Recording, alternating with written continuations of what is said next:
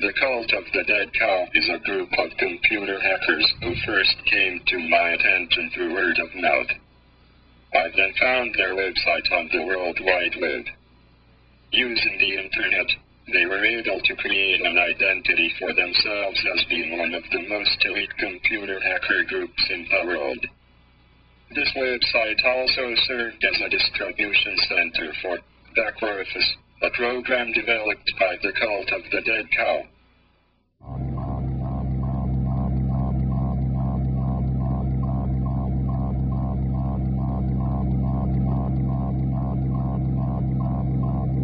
You could read all the files on their drive, upload files to their drive, you could delete files from their drive, you could format the drive, you could do anything you want. The Backorifice has exposed the weaknesses in security in Microsoft Windows operating systems. The emails,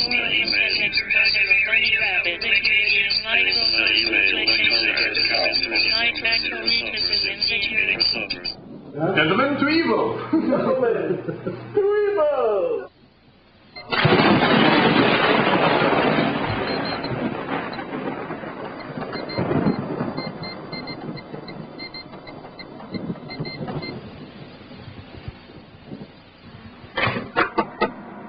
One out of 10 Windows computers on the internet right now, you can just connect to it and walk around on their hard drive without any password or anything. A lot of people are just now realizing that, like, when they connect to the internet from a Windows machine, all of their file sharing and all of that is fully accessible on the internet.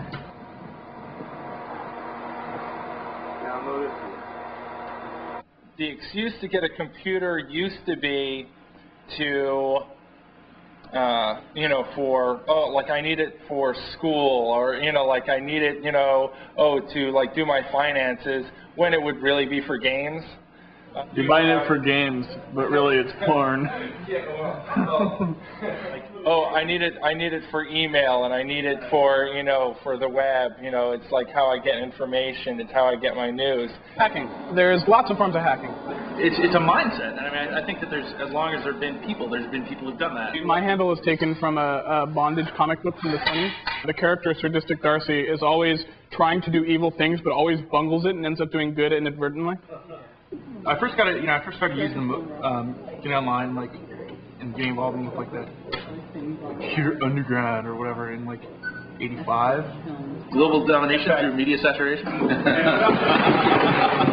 CDC is pretty much it's a social club, or at least NewHack is a place for this social club. And rather than having bake sales or smoking cigars and handling brandy snifters, we work with computers and networks and write text files and put our opinions out and cause mayhem. Cause mayhem. That's good. That's excellent. On Sunday morning, the New York Times discovered that its website had been taken over by hackers who called themselves HFG, standing for Hacking for Girlies. The newspaper's homepage had disappeared. Instead, viewers saw images of naked women and statements of support for an imprisoned hacker named Kevin Mitnick. What's really popular in the news, which is the cybercrime and stuff like that, the changing of web pages. Well, one of the things we really want to separate ourselves from is like the whole idea of hacktivism is like web page hacks and like, going in and doing like, yo dude, fucking Portuguese has to like fucking free East Timor and shit, word to my homies, out, I just think more subtle ways of doing it are better, like the New York Times hack if they fucked with an article. Hey, could the archives have been, tampered with and changed? And the New York Times claimed, oh, no, that wouldn't be possible. Whatever showed up, would obviously be absurd and, anyone would notice. And, I mean, one of the reasons that when they changed the page at that time, it was so, devastating, was the release of the Starr Report. Yep. They could have changed the Starr Report, and would it have seemed absurd? I thought, the cigar thing was kind of absurd. What we're going to do here just now is simulate an attack on a system over the internet that would have their shares enabled and passworded. and we're going to use a program called attack.exe that's going to run through a dictionary and open up the box so that it allow me to connect to it and put on the back orifice server.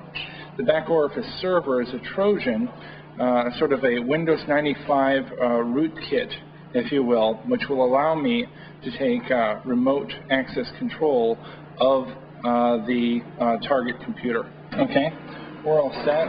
We're going to run the attack program. We attempted the password Clinton, attempted the password Lewinsky, attempted the password Fellatio, attempted the password Star, attempted the password Whitewater, attempted the password Phone Tap, Trip, Oval Office, Stained, Impeach, and Cigar. And here's it. Cigar was the password on the shared machine. I've connected to the share and I now have access to the machine. You should look at the sharing control panel and see if you're see if somebody's actually on.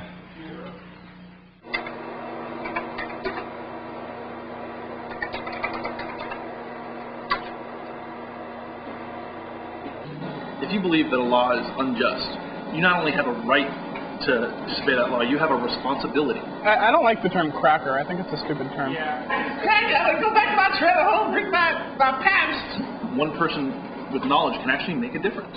You know, you can literally change the world.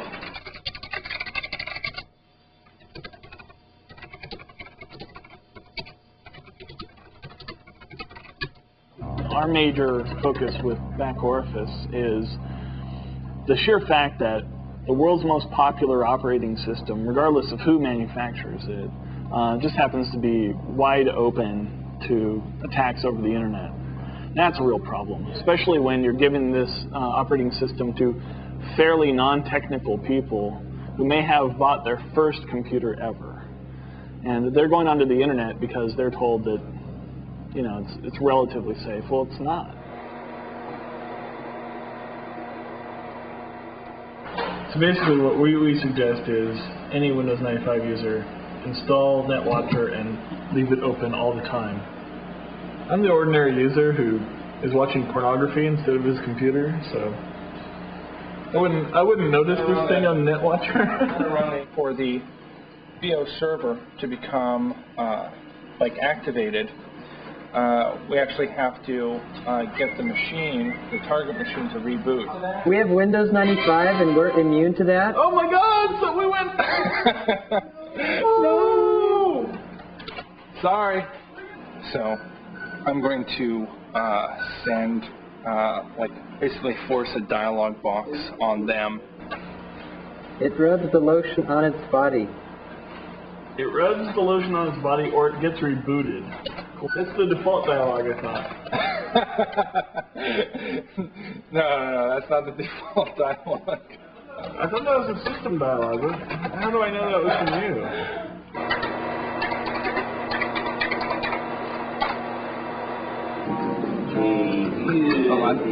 Yeah, I'm all set. I'm all set.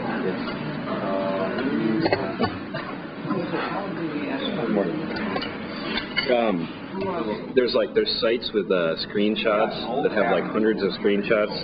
My favorite one was it's a screenshot, because you can take screenshots with Back Orifice and you can pop up dialog boxes. So there's a lot where people will pop up a dialog box on someone else's computer and then take a screenshot of it. So there's one. It's someone with their Microsoft money open with their personal finances and 50 dialog boxes in front of it that all say, "I bet you're wetting your pants right now." What we really want is for people with skills to actually start going out there and doing stuff, like finding out shit. The reasonable man conforms to society, whereas the unreasonable man expects society to conform to him. Therefore, all progress is made by unreasonable men. Are we unreasonable? I consider myself very unreasonable. I am working on a product which would protect against not only programs like Back Orifice, but any virus or any hostile program or even any bugs in known programs. And I do plan to charge on it, so charge for it rather. So we'll see. I mean, I'm sure there'll be a lot of people going, "Oh ho! Now we know why he released that evil program." But in truth, I expected, the industry to come up with some kind of protection against this because, all the protection that they're offering right now, scanning for back orifice and blocking port 31337, that's all fine and dandy, but that's only going to protect you against back orifice, this exact version of back orifice. If we change our program or anybody else writes a program like it, and it's not hard to write, it's very, very simple, then people have absolutely no protection. And that's the awareness that we're trying to raise. It's really frustrating that nobody has actually come up with a decent solution for it. Someone probably wouldn't even notice the number of times that Windows crashes, even though I sent a reboot command.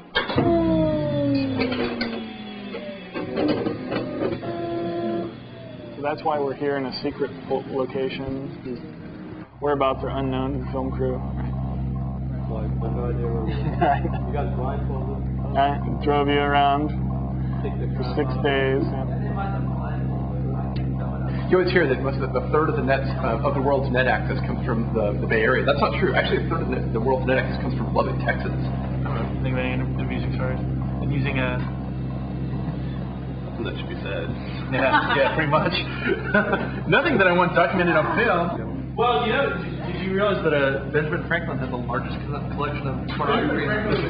He was Lech. Like you never hear about this part of history, like the weird things about the founding fathers. Like Benjamin Franklin had the largest collection of pornographic etchings in the 13 colonies.